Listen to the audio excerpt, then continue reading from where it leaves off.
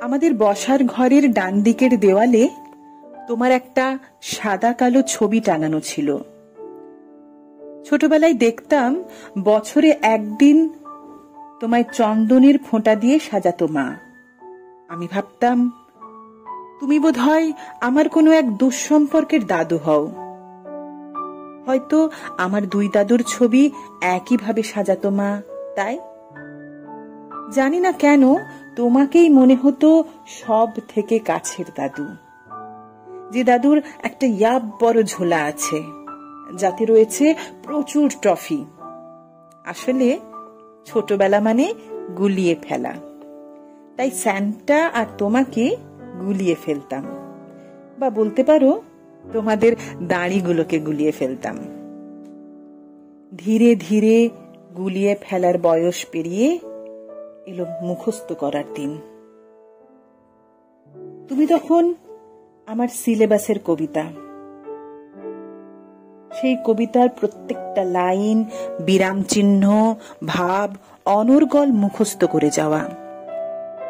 সিলেবাসের বাইরে বাড়তি কয়েকটা কবিতা মা সন্ধ্যাবেলায় ছাদে বসে এক প্রকার জোর করেই মুখস্থ করাতো। আমি বিরক্ত হয়ে বলতাম, মা ওগুলো আমার সিলেবাসে নেই, শুধু শুধু মুখস্থ করাচ্ছ কেন? মা বলতো, রবি ঠাকুরকে কি সিলেবাসে ধরা যায়? তিনি একটা গোটা জীবন, না তিনি অসংখ্য জীবন।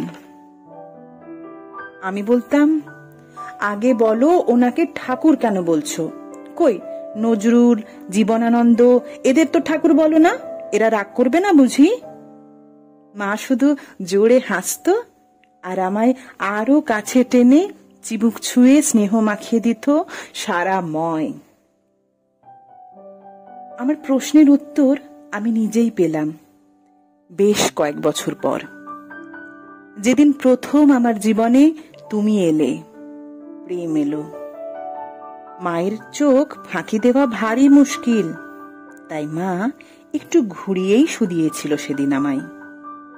হ্যাঁ রে, আজকাল বড় সঞ্চয়তা পড়ছিস, আগে তো এত গভীরে পাতার ফাঁকে আটকে থাকতিস না।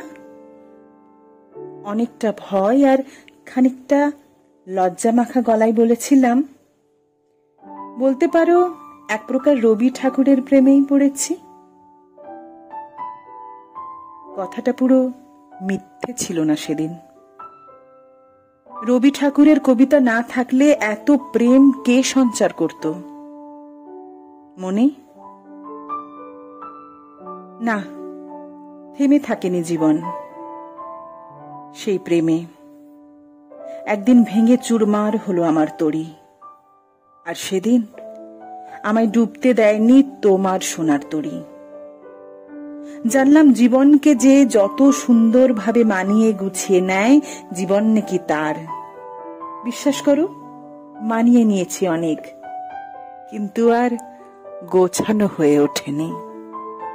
গোছাতে গেলেই ভেসে উঠত তোমার ওই অগোছালো দুটো চোখ, তোমার হাতের লেখার ফাঁকে অগোছালো কাটাকুটি, তোমার অগোছালো জীবন। ভাবতাম, ঠাকুরই যখন গোছানোর চেষ্টা করেনি, আমারটা না হয় থাক। তবে জীবন থেমে থাকেনি। একদিন গোধূলি বেলায় এলো শোলার টোপর আর মুকুটের মালা বদল। আমায় উপহার দিল একটা সংসার। সংসার শুরুর গল্প আজ হয়তো পুঙ্খানুপুঙ্খ মনে নেই, তবে মনে আছে রথের মেলা থেকে তোমার একটা ছবি কিনেছিলাম। আমার শ্বশুর বাড়ির বসার ঘরের ডান দিকের দেওয়ালে একটা প্রেঁক গেঁথেছিলাম একা হাতে তোমার জন্য। সেটাই ছিল আমার প্রথম একান্ত সিদ্ধান্ত আমার শ্বশুর বাড়িতে। পরের দিন শ্বশুর মশাই বেশ নাম করেছিল সেটার। শাশুড়ি মায়ের বোধহয় পছন্দ হয়নি। শক্ত হতে লাগলো হাত, সাথে মন, আর একটু একটু করে শক্ত হওয়ার ফাঁকে ভেসে আসতো তোমার সে অগোছালো চোখ। আমায় মিশতে দেয়নি দুধে জলে যেমন মেশে, ভাসিয়ে রেখেছে মাঝ সমুদ্রে। আসলে প্রেম একবারই হয়, তবে কর্তব্যের ত্রুটি কোনোদিনই ছিল না। একবার বাপের বাড়ি গিয়ে জানতে পারলাম আমার বাবা ছাদ ঘরের আলমারিতে রাখা আমার সমস্ত পুরনো কাগজ বিক্রি করে দিয়েছে। সব কেমন যেন গুলিয়ে গেছিল সেদিন। আমার জীবনের একটা বিশাল অধ্যায় বিক্রি হয়ে গেল। ওই আলমারিতেই রাখা ছিল আমার ডায়েরির ফাঁকে আমার একান্ত না পাঠানো প্রেমপত্র গুচ্ছ। বলা যেতে পারে আমার জীবন নদীর ধারা ছিল তাতে। সেই নদীর উৎস পাহাড়ও তুমি, আর গন্তব্য সমুদ্রও তুমি। সারা রাত কেঁদেছিলাম। শেষমেশ ওগুলো কেজি দরে বিক্রি হয়ে ঝালমুড়ির ঠোঙায় পরিণত পেল। মানতে পারছিলাম না। কখন তোমার গান শুনতে শুনতে ঘুমিয়ে পড়েছিলাম কে জানে। পরের দিন শ্বশুর বাড়ি যাওয়ার আগে বাবাকে প্রণাম করে হাসি মুখে বলেছিলাম, সাবধানে থেকো বাবা। আর দেওয়ালে তোমার ছবির দিকে তাকিয়ে বলেছিলাম, আমার প্রেমপত্র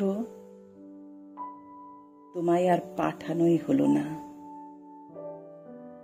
হয়তো ওগুলো তোলা রইল পরের জন্মের জন্য।